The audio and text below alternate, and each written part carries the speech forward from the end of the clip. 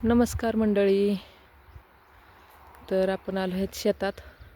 आपण शेतात आल्या तर पहिलं उन्हातनं चलत आल्यानंतर पहिलं आपण काय करतो, पहिल्यांदा एक झाड बघतो. झाडाखालची सावली बघतो आणि त्या झाडाखाली थोडंसं विसावतो.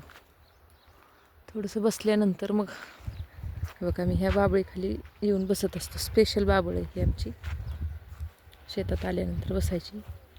तर बघा, या बाबळीला डिंक बघा कसला चांगला आला. हे बघा, बघा आर्यनला लय डिंक आवडते. बघा तो आर्यन खातोय पण आता.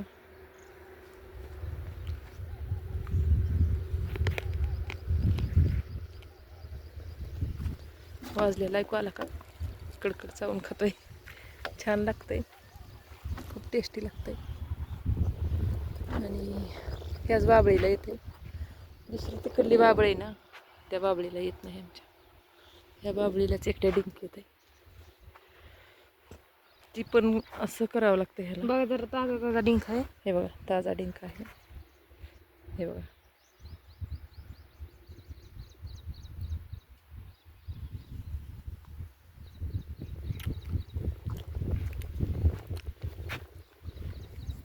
भारी लागते.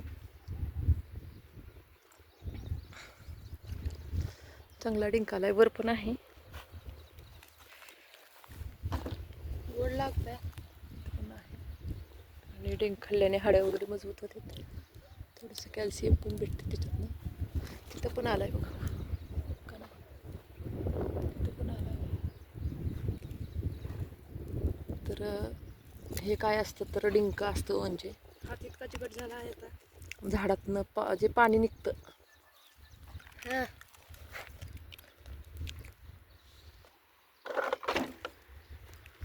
खूप मऊ आहे डिंक. मला बघा, पाहू शकता. आवडते. हे बघा,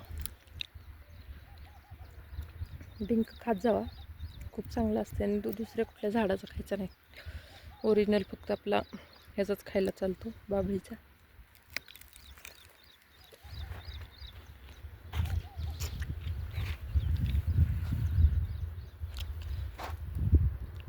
बाबळीच्या झाडाचा लोकांना वाटतं काही फायदा नाही, पण खूप सारा फायदा असतो.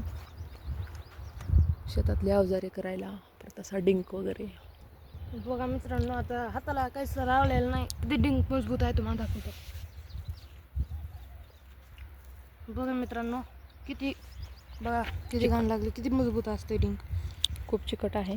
तीच जर आपल्या हाडात गेलं तर आपले हाडं बी चिकट बनतात. लिंबाला वगैरे डिंक येतो, पण खायचा नसतो लिंबाचा डिंक.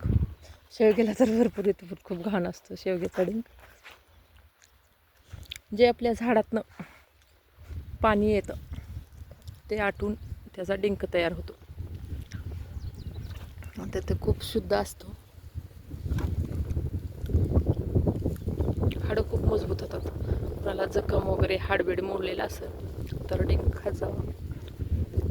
डिंकाचे खूप सारे फायदे आहेत. आपण फक्त लेडीजला डिलिव्हरीमध्येच देतो डिंक लाडू वगैरे करून.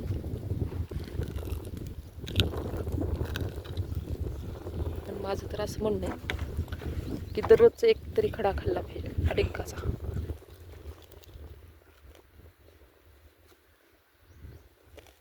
आणि एवढा ओरिजिनल डिंक कुणाला खायला भेटत नाही, ते फक्त शेतकऱ्यांनाच भेटतो खायला. खाऊन टाकला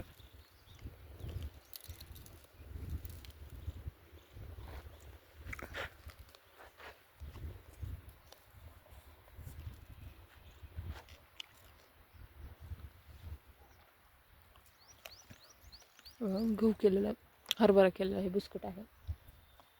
आणि गव्हाचं जाळून टाकून आपण गहू लहान असताना आज त्यावेळेस व्हिडिओ काढला होता मी. मोर खूप छान आला होता.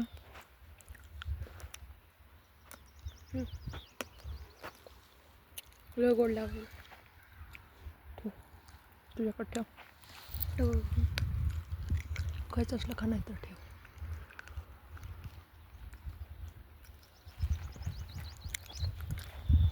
तिथला काढतो का वरचं. चला आमच्या आर्यन बोरीवर चढायचं म्हणायला. तुम्हाला दाखवते बोरीवर चढलेलं.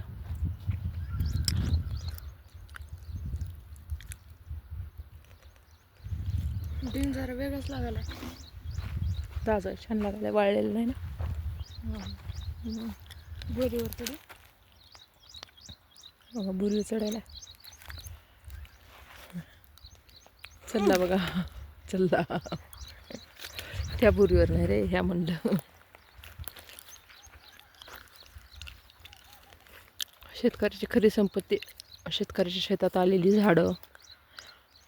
हे काय बाबळीचे लावलेले वगैरे नसतात, बांधावरती सावलीसाठी ठेवतात.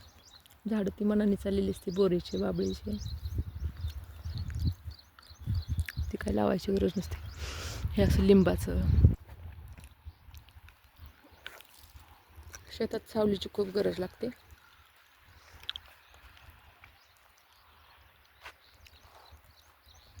हे बघा लेकरांनी खेळायला बांधले. हे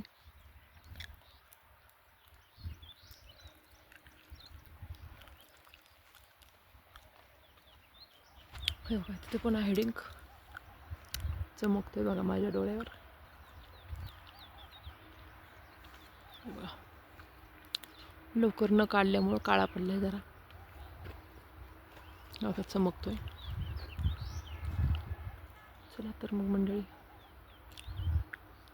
बास करू आपण व्हिडिओ.